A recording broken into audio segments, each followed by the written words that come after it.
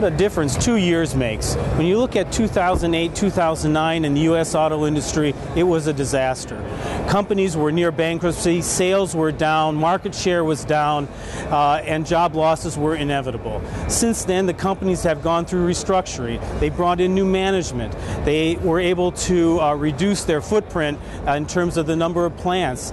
They also were able to right-size the number of workers that they had, both white-collar and blue-collar.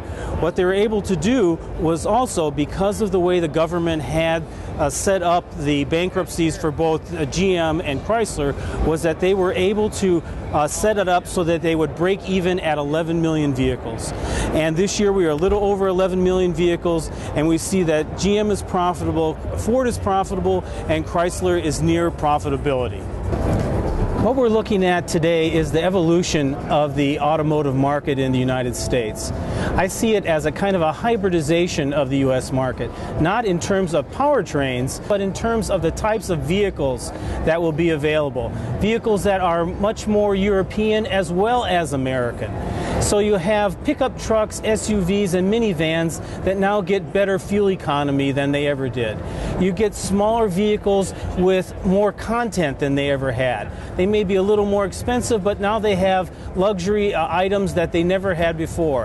And also there are new segments that are being created. Ford is bringing the C-Max from Europe, a minivan in which they're looking at ways of trying to find better fuel economy for their total fleet.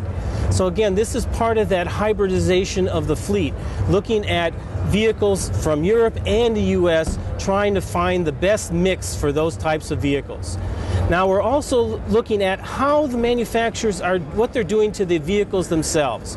First of all, they're doing some downsizing of the vehicles. They're a little smaller than they were before maybe, but not dramatically, so people won't notice it as much. They're also lightweighting the vehicle, using new materials to make the vehicle a little lighter, again increasing fuel economy. They're also looking at different powertrains. We've seen the hybrid engines that Honda and Prius and Ford have used within the recent years. We see the new Chevy Volt that is more of a plug-in hybrid, and we're also seeing the beginning of the entry of fuel cells into the fleet, especially from Mercedes. When the manufacturers are doing this, they're also preparing for the future.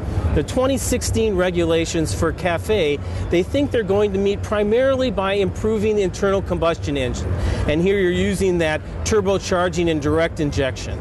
But they're also planning on what they're going to see in 2020. And some of the projections are in the 50 to 60 miles per gallon range. So the manufacturers have to think ahead, and they're working on the technologies that, in particular in powertrains, you probably see more fuel cells, more hybrids, more pure electric vehicles.